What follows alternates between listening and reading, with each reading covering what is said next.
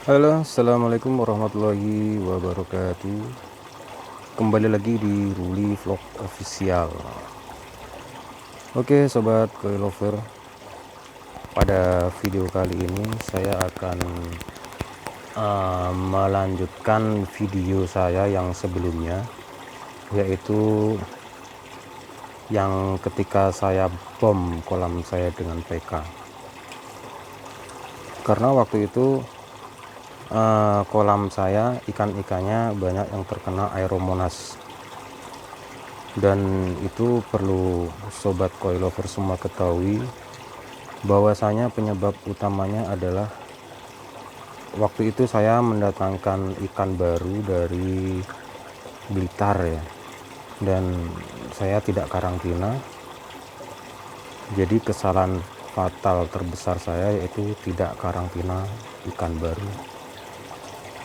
Jadi saya berbagi pengalaman buat kawan-kawan semua, khususnya yang pemula ya, yang suka shopping ikan baru dan tidak sabar memasukkan ke kolam baru, harus lebih berhati-hati. Kenapa? Karena kita tidak tahu kondisi ikan tersebut. Ikan baru itu tidak nampak ketika ada gejala penyakit, tetapi akan nampak setelah kurang lebih 5 hari, 5-6 hari. Jadi setelah waktu kurun 5-6 hari itu ikan akan nampak. Apabila ikan tersebut membawa penyakit, maka ikan tersebut penyakitnya akan keluar. Tetapi kalau dalam kurun waktu 6 hari ikan ternyata sehat, kemungkinan besar ikan tersebut insya Allah sehat dan tidak membawa penyakit, dan bisa langsung dimasukkan ke kolam untuk bisa dinikmati ya tentunya. Dan ini review kolam saya setelah saya bom PK kemarin. Alhamdulillah banyak yang terselamatkan. Kemarin kolam saya di sini penduduknya padat kawan-kawan, sekitar 33 ikan waktu itu. Dan setelah terkena aeromonas itu penularannya sangat cepat sekali, tidak ada 1 minggu itu ikan langsung tepar satu-satu. Untuk gejala-gejala yang perlu sobat koi lover semua ketahui, biasanya ikan itu badannya akan merah-merah. Setelah merah-merah, kurun waktu 1-2 hari ikan tersebut akan menyendiri karena mungkin merasa tubuhnya gatal atau mungkin sakit ya, sisiknya memar. Kalau yang sudah parah itu insangnya itu terserang juga, itu sangat fatal. Kemungkinan untuk selamat itu sangat kecil. Jadi buat teman-teman semua, kalau mengindikasi 1 atau 2 ikannya yang terkena penyakit, saya sarankan untuk langsung diangkat dan dikarantina untuk disendirikan. Dan untuk mencegah penularannya, kalau saya sudah merekomendasikan itu ya, ini banyak yang bilang trik ini trik jadul, trik lama, tapi tidak masalah. Buat saya trik ini sangat manjur sekali. Saya kasih PK untuk 1 kolam, itu untuk mencegah penularan. Jadi untuk ikan-ikan yang belum terlalu tertular, itu kemungkinan besar akan selamat. Waktu itu ikan di kolam ini sekitar 13 ekor. Waktu ketika saya bom itu alhamdulillah sebenarnya selamat semua, cuma ada 1 yang loncat, gara-garanya tidak saya tutup. Ini buat pengalaman teman-teman juga ya, kalau ketika pengobatan terutama dengan PK, karena PK itu obat yang sangat keras sekali. Kalau ada luka di tubuh ikan, itu biasanya kalau terkena PK, ikan itu akan berlarian ya, karena sangat perih atau sakit. Jadi saya sarankan untuk teman-teman, kalau melakukan pengobatan treatment langsung di kolam, saya sarankan untuk menutup permukaannya supaya ikan tidak loncat. Jadi seperti ini bisa dilihat kondisi ikan-ikan saya ya.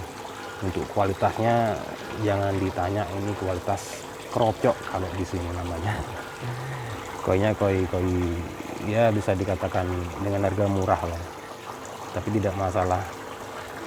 Ini saya sendiri juga pemula, saya bisa melihat ikan-ikan sehat seperti ini rasanya menyenangkan sekali. Doakan saja ya, mudah-mudahan nanti saya bisa upgrade ikan-ikan saya yang lebih berkualitas. Tapi buat saya semua sama saja.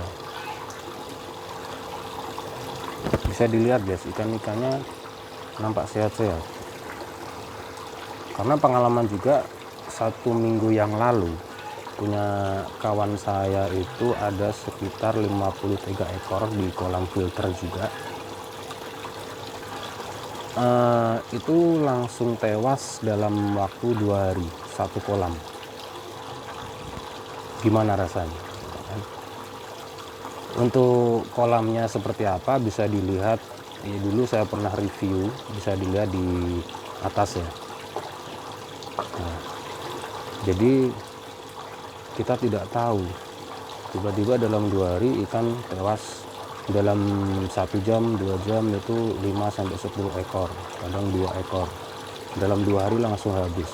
Itu setelah saya analisa, memang ada beberapa ekor yang terkena Aeromonas, dan untuk penularannya pun memang sangat cepat. Cuma saya juga menganalisa kolam tersebut pH-nya drop, karena waktu itu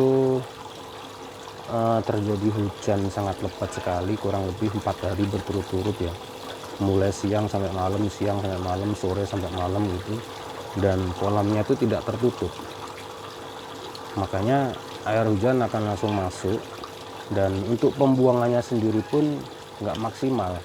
Akhirnya di dalam kolam tersebut tercampur dengan air hujan kurang lebih hampir 50%, dan pH-nya langsung drop. Makanya saya menyarankan buat teman-teman untuk kolam yang outdoor harus dikasih media filter yang bisa menstabilkan pH, seperti karang jahe atau oyster. Nah, di sini di air terjun saya kasih oyster, bisa dilihat ya. Cuma jumlahnya pun harus disesuaikan besar kecilnya kolam. Tapi kalau kolamnya kalau males ya, istilahnya takut nggak yakin, bisa dikasih penutup di atas seperti ini. Ini pun saya baru kasih setelah musim hujan kemarin ya. Saya punya kepikiran langsung saya tutup kolam saya ya, demi kebaikan, karena kita nggak tahu air hujan itu sendiri kapan turunnya. Sebenarnya bagus air hujan itu, cuma di sini untuk kadarnya sangat asam sekali, pH-nya sangat rendah, jadi untuk koi sendiri kurang bagus. Teman-teman, airnya sangat jernih sekali, bisa dilihat ya, sampai dasarnya kelihatan. Tapi kolam ini sangat dangkal sekali ya. Nggak masalah, yang penting kita lihat ikannya sehat-sehat. Untuk kedalaman kolam itu sendiri tidak ada patokan ya, harus berapa meter kedalaman, itu sebenarnya tidak ada kalau menurut saya. Yang perlu kita perhatikan, yang penting ikan bisa sehat, bisa tumbuh. Nah, karena bisa teman-teman lihat di sini, ikan-ikan di sini hampir mencapai 40 lebih, beberapa ekor. Dulu waktu saya beli itu sekitar 20 cm, ada yang 25, ada yang 30. Cuma pertumbuhan di sini memang tidak bareng. Kalau dari faktor pakan saya rasa tidak, karena makannya di sini lahap semua. Kalau saya menganalisa mungkin di sini karena faktor indukan ya, mungkin karena kita nggak tahu ketika beli itu indukannya seperti apa, besarnya seberapa, jadi tetap itu menjadi acuan utama juga, meskipun faktor pakan juga pengaruh. Oke teman-teman, sobat koi lover semua, mungkin ini saja review kolam koi saya yang setelah saya bom PK kemarin ya. Mohon maaf bila kirim videonya telat, tapi tidak masalah. Yang penting saya bisa menunjukkan kepada teman-teman bahwa pengobatan Aeromonas dengan PK itu buat saya tidak masalah. Ini saya sudah membuktikan sendiri, ikannya sehat-sehat, alhamdulillah banyak yang terselamatkan. Buat teman-teman yang mungkin dengan kondisi musim yang seperti ini ya, kolamnya mungkin akan banyak terserang penyakit.